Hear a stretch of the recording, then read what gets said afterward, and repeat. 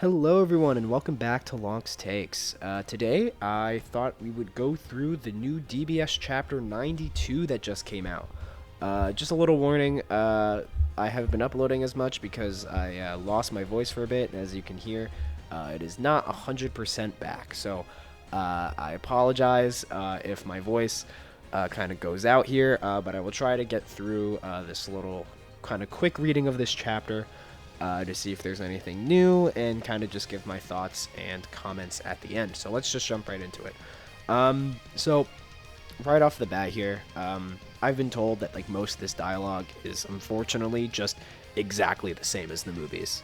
At least the Japanese version, right? Because the dub usually takes like its little creative liberties with making things sound maybe a bit better in English, or maybe just coming across as slightly different, right, in these deliveries and whatnot.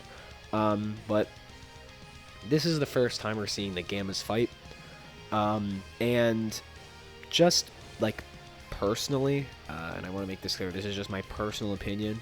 I don't think the Gammas work in a manga art style, or at least this manga art style, and by that I mean like Toyotaro's style. And now, while he has drawn the Gammas before and they like look pretty good, I think here they don't look amazing, and it's just because this manga is currently in black and white. And it comes off the strongest in shots like, oh my god, this is so perfect right here. In this like top right panel here, with Gamma 2 flying in, where his head and his cape come off as like the same color. And also, when you have such like a dark character color like this, and this is like beyond just dark skin, like, this is gray. He's a gray like metal head, right? It makes and he has like no like real eyebrows and stuff. So when he has expressions, I don't know, and I've seen people like kind of have the sentiment where the expressions look a little weird, and he looks a little off. But and I think the difference is like for these, it's like, oh well, Toyotaro, none of these characters, right, Toyotaro like designed personally, but like the difference is that characters, something like Piccolo, was designed for a manga first, right? And so he's not colored like that, right? When you feel, even though his color is actually green, he's just he's just filled in as white, right? And so you can see, like, so you draw like those dark lines to show like his expressive eyebrows, right? Like right here, like in the top right here, how he has his eyebrows, and then he has the upper marks of his eyebrows. It comes off as more expressive, even when it is essentially the same expression that Gamma 2 might be making, right? Again, I'm sure that he will continue to draw the Gammas throughout this, and it might like it might continue to look fine, right? But I've seen that complaint, and I get where it's coming from. But again, this is kind of just following the same fight that we saw in the movie. I think this part is pretty cool. Again, I actually don't like super remember the like early parts of Superhero. I've only really gone back and rewatched the stuff like once like Gohan starts fighting like Gamma 2, or Gamma 1, sorry, and Piccolo starts fighting Gamma 2. That's when like I've rewatched that part several times. I've not rewatched like the first part of this movie. But I think the stuff with like the arm falling off and then him grabbing him again, I think is pretty cool. But one part that I think is kind of weird, and I'll mention it later, but just note that Gamma 2 does not know that Piccolo has regen. Just remember that for later.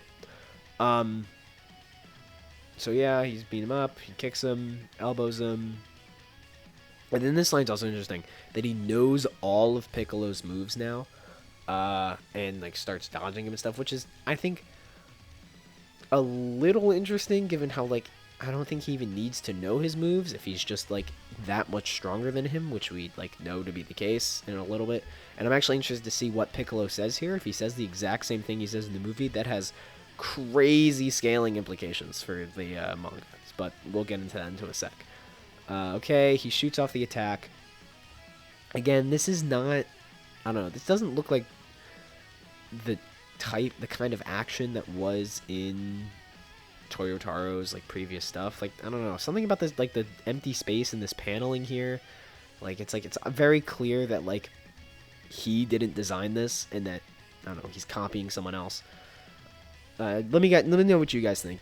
Does it come across like this is like just like a manga that stands on its own, or does it feel like a manga that is just essentially just not tracing a movie, but essentially tracing a movie? Okay, he blasts away. Piccolo escapes. Gamma 2. And then I assume it's just all the Red Ribbon stuff. Yeah, okay, he's sneaking in. He's spying on them. And then, okay. Boom.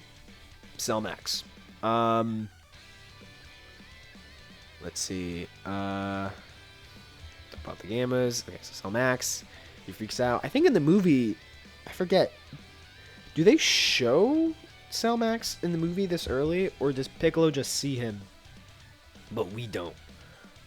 But obviously, everyone knows what Cell Max looks like now, right? Because everyone has seen the movie, right? So there's like no reason to keep him hidden here, which I think ultimately is better.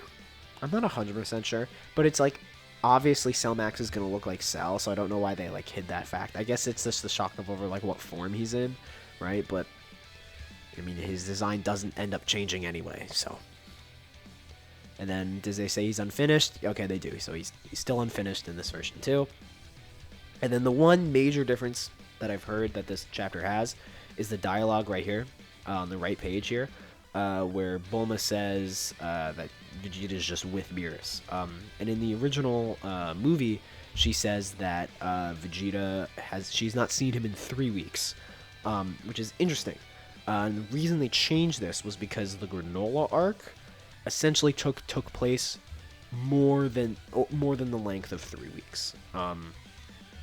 Because just the trip to like get to Planet Cereal took almost 3 weeks. I think it says 18 days. I'm not 100% sure, and someone can fact check me on this, but like that by itself, and that's ignoring all the training that was happening beforehand, and like all the stuff that happens after. So that's why they changed that line, right? Because her seeing Vegeta like 3 weeks ago, while maybe like technically possible if you say that like everything else happens within just 3 days, which I think is like relatively unreasonable, but when they say that, like that's why they changed it, so like it makes just a little bit more sense. However, this just goes to show that this is not the same timeline as the movie. This is a different event that's taking place at a different time. So let's just keep going. Okay, so here we go. Piccolo's at Kami's lookout, and he's about to drop a big line here. And this line will determine pretty much how we treat superhero scaling, or begin to treat superhero scaling in the manga compared to everything else. So I assume it's going to be on the next page based on how the scene originally went. Let's see. Goku and Vegeta. Here we go. Based on my own battle, I'd say the Gammas are about on par with Goku and Vegeta themselves. Alright, so that means the Gammas are Moro level, which is what I kind of predicted would happen in my top 10 strongest characters in the Dragon Ball manga. But it's nice to see it confirmed now. Nothing changed, so they are strong as Moro Arc Goku and Vegeta, which are MUI/Moro level. So the scaling between the movie versions and the manga versions, like, could not be possibly more different, going from Broly level blue to Moro Arc MUI. Okay. Let's see, she's calling Whis. He drops the staff while he's watching them fight. Yep, okay, so they are also adding the original Goku versus Broly fight that was cut from the movie, probably because of the Toei hacks. They didn't have time to finish the fight or whatever, but I remember in the advertising this was a big deal. And we see that shot of, that was the shot on the right there was the original shot in the trailer that people noticed Broly was in. Interestingly though, it's not the same shot, because in that, Broly was like punching down into the ground, and in here, Broly's firing like a ki blast, but like then he just pops up from the smoke, which I actually really like this, how this looks. Let's see. Goku's dodging him. Broly headbutts him, and then Goku does... Ooh, I really like this. It's so funny. Like, the moment Toyotaro seems to have, like, creative freedom in the action, I actually kind of enjoy it. Like, is he Toriyama level? Absolutely not, right?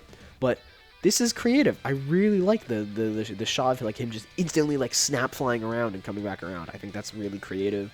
Kind of just interesting way to show flying and kind of the passage of time in a fight. And then let's see. I swear I've seen this Toyotaro draw this kick though. Like, I swear, like, some character has kicked with this exact form before.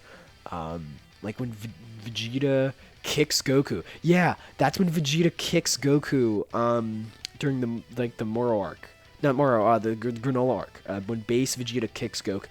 If someone can find that, or I'll find that later, that's the exact shot. I swear to God. And that's another problem with Toyotaro that we can get into another time. But yeah. And then they kick. Goku's like happy, flips off. Nice one. You're getting the hang of this fighting stuff. Yeah, but it's still tricky. You'll get used to it bit by bit. Pretty soon you'll be fighting with a level head without snapping into a rage. This time we're going to kick things up a notch. Okay. I'm ready, Son Goku. Okay, so... and then the next thing we're going to see is Broly powering up and Goku being like, hey, stop. And then just the Goku versus Vegeta fight is going to start in the next chapter. Which... is fine, I guess, right? But it's very clear that Toyotaro isn't allowed to, like, change things. He's only allowed to add things that ultimately don't change the plot of the story. Like, the most creative freedom he's had is this, essentially, since, right, besides, like, the Krillin versus, like, the Bee thing, which I'm not counting. Like, this is the most creative freedom he's had, because, like, he added, like, these little bits of action here that, like, weren't originally, like, shown at least to the public, right? But you know, everything else action wise seems like to be just like a 1-to-1, right? And I think it comes off as that, at least to me. Maybe it's just like biased because I know that it's copied, but like, I don't know.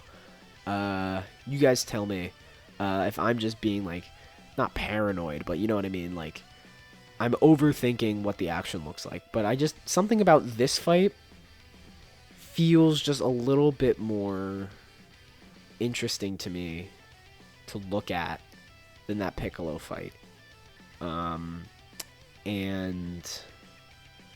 the difference is that one of them we see in the movie and one of them isn't, right? That's the only thing I have to go off. And it's not just because one of them is Goku and Broly and one of them is Piccolo and Gamma 2. But yeah, so that's the chapter. Unfortunately, it seems like we're gonna go like instantly back to the status quo of just following the exact events of the movie, which is unfortunate. But it's really cool to see the scene get added back in. So let me know your thoughts down below, and I'll keep doing chapter reviews every month. Hopefully I'm gonna get back into more power scaling stuff and scripted videos once my voice is like fully back. But thank you guys so much for watching, and I'll see you guys in the next one. Make sure to like and subscribe.